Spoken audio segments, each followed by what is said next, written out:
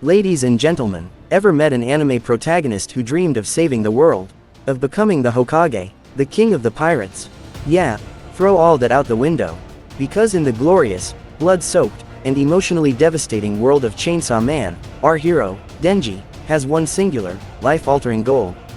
Let's talk about beginnings. In most shonen anime, our hero starts with a dream.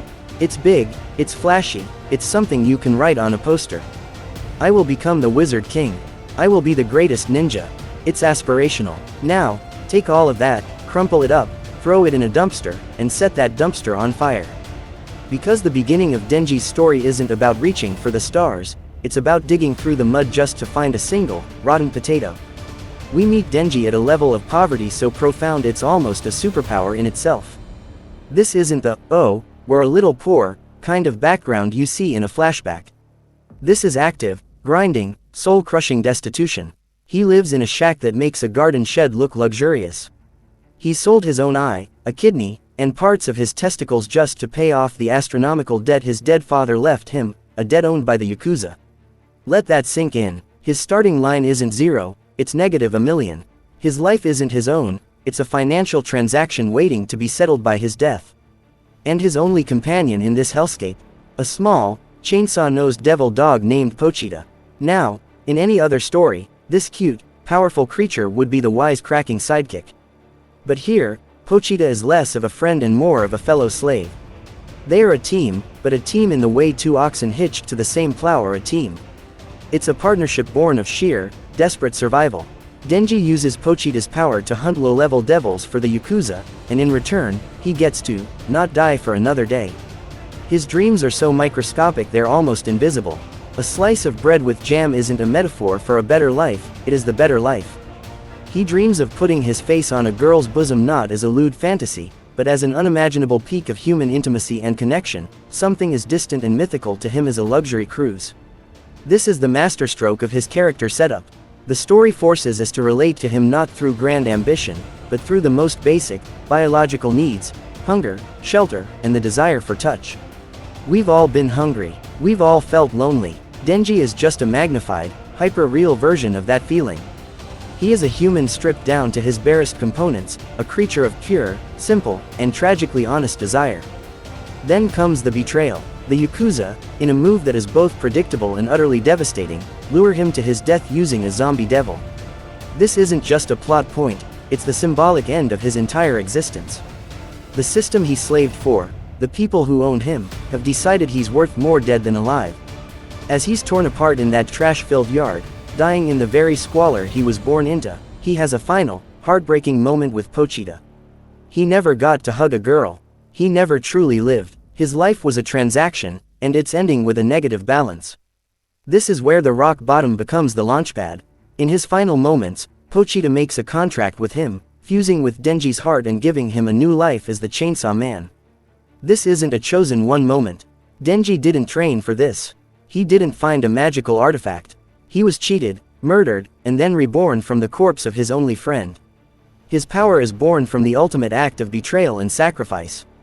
And here's the most crucial part of this first act: his core personality doesn't magically change.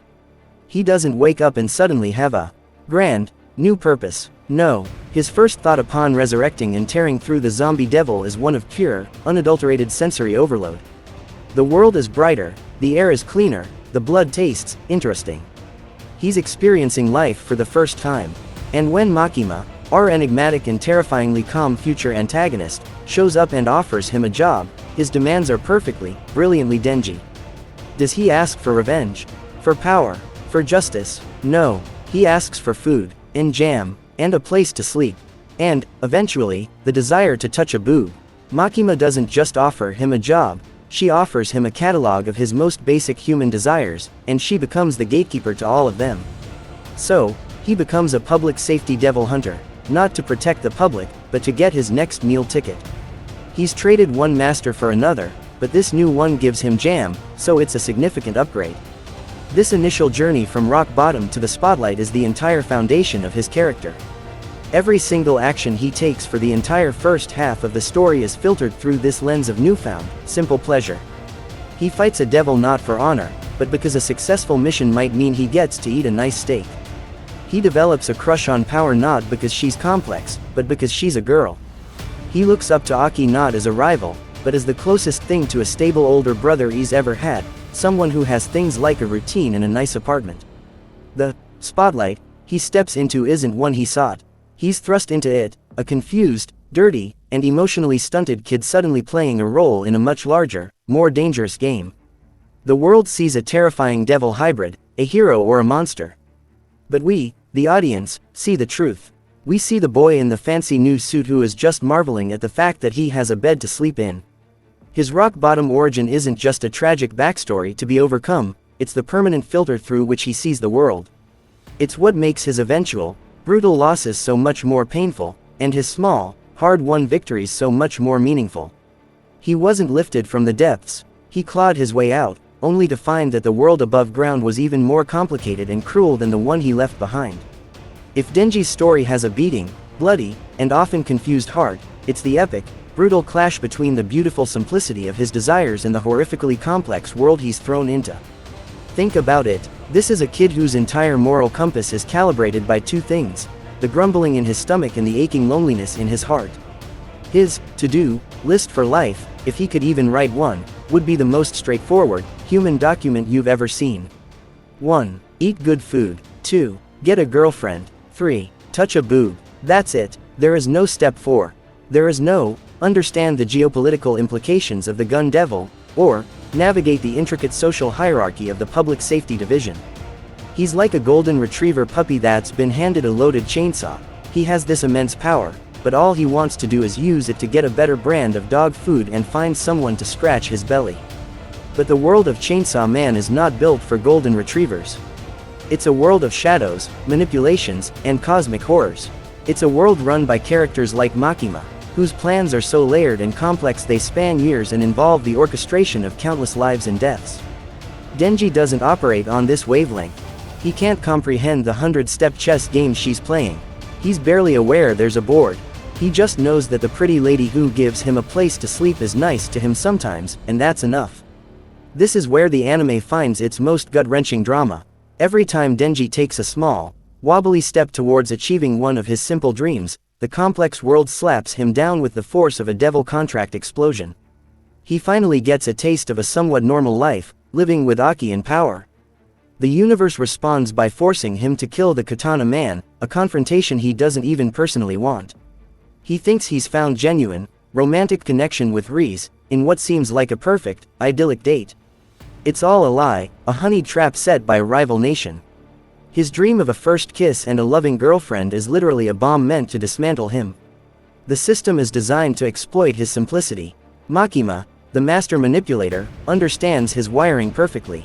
She dangles his desires in front of him like treats to a dog, reinforcing his obedience. She doesn't ask for his loyalty to a cause, she offers him a kiss if he behaves. She reduces his profound, human longing for connection into a simple, transactional reward system. He isn't fighting for justice, he's performing tricks for scraps of affection from a master who sees him as a pet. This core conflict is the engine of the entire narrative. The tension isn't just good versus evil.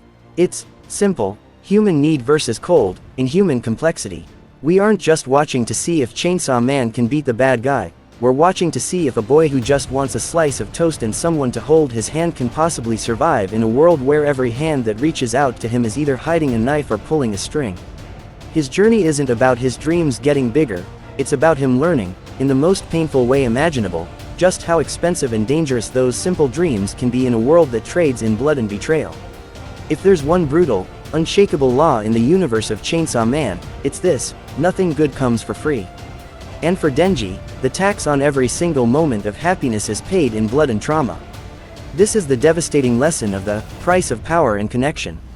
We watch, often through our fingers, as every flicker of light in his life is systematically snuffed out, and the cost of being Chainsaw Man is never measured in yen or energy, but in the people he learns to love.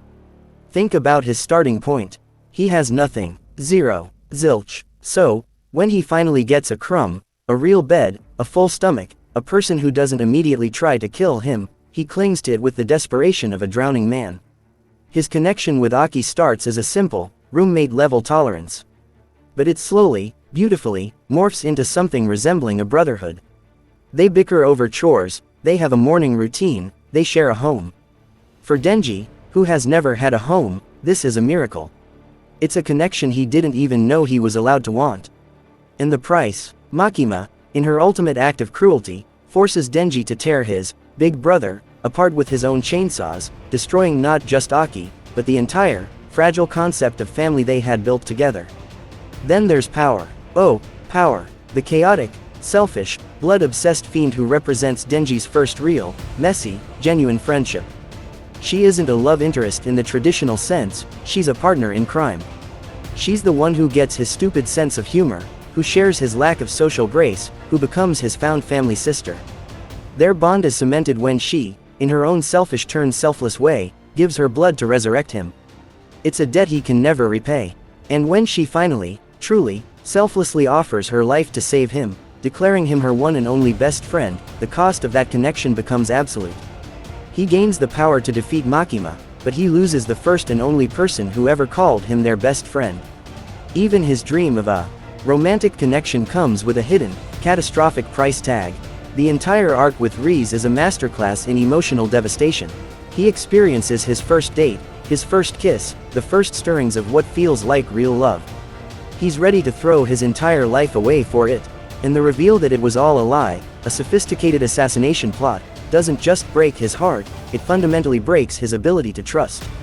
The universe sends him a clear message: your desire for love will be used as a weapon against you.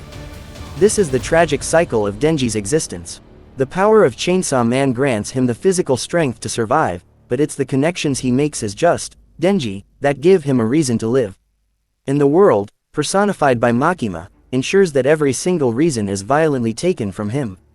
The power doesn't make him a hero, it makes him a target. The connections don't make him safe, they make him vulnerable. He is forced to learn that to care is to create a future weakness, to love is to hand your enemy a knife to stab you with. His evolution from that simple, desire-driven dog into a scarred, traumatized young man isn't a choice, it's a survival mechanism forged in the crucible of unimaginable loss. He doesn't just lose friends, he loses the very parts of himself that were capable of making them. Let's be real, we all know the classic shonen anime playbook. The hero, brimming with unwavering determination, stands on a hill, points to the horizon, and declares they will become the strongest, protect their friends, or bring peace to the world. Their motivations are grand, noble, and almost superhuman in their purity. Now, take that playbook, douse it in gasoline, and let Denji rev his chainsaw through it. Because Denji isn't just a different kind of hero, he's a full-blown deconstruction of the very idea, an anti-hero whose appeal lies entirely in his flawed, pathetic, and breathtakingly relatable humanity. His dream isn't a destination, it's a series of basic needs. He doesn't fight for justice, he fights for a paycheck that will buy him a decent meal. He doesn't train to surpass his limits, he stumbles into power-ups because the alternative is a gruesome death. While other protagonists are giving inspirational speeches about their ninja way, Denji is thinking about how he can use his latest victory as leverage to finally cop a feel. This isn't a lack of depth, it's a different, more grounded kind of depth. In a genre saturated with altruistic paragons, Denji's selfishness is a breath of fresh, if slightly bloody, air. He represents what many of us might actually prioritize if we were starving, lonely, and had no education or safety net: immediate, tangible gratification. This makes his character a brilliant critique of the genre's often unquestioned ideals. The world of public safety devil hunting is not a glorious adventure, it's a brutal, bureaucratic job with a terrifyingly high mortality rate. The friends he's supposed to protect with the power of friendship are systematically murdered, turning that classic trope into a source of trauma rather than strength. The narrative constantly undercuts the idea of heroic sacrifice. When Denji does something that looks selfless on the surface, the story often reveals a deeply selfish, or at least deeply human, motivation underneath. He saves people sometimes, sure, but his primary engine is almost always the pursuit of his own small, strange happiness. And this is why we connect with him so fiercely. It's easier for us to imagine wanting a girlfriend than it is to imagine wanting to shoulder the fate of the entire world. It's easier to understand the craving for a warm bed than the abstract concept of justice. Denji's struggles are microcosmic. He isn't battling a demon lord to save the kingdom, he's battling social alienation, poverty, and a desperate craving for connection. He is, in many ways, the perfect hero for a generation that feels disillusioned with grand narratives and is more concerned with simply getting by and finding a little bit of joy in a chaotic world. His journey isn't about becoming a symbol for others, but about becoming a person for himself. The classic shonen hero starts as a person and becomes a symbol. Denji starts as a thing, a tool, a pet, a debt slave, and his entire arc is about his agonizing, bloody, and often hilarious struggle to become a person who can define his own worth. He is the ultimate underdog not because he's weak, but because his desires are considered too small and too unheroic to matter in the grand scheme of things. And by fighting for them anyway, with every fiber of his being, he redefines what heroism can be, not a grand, selfless ideal, but the simple, stubborn, and profoundly human act of fighting for your own right to be happy.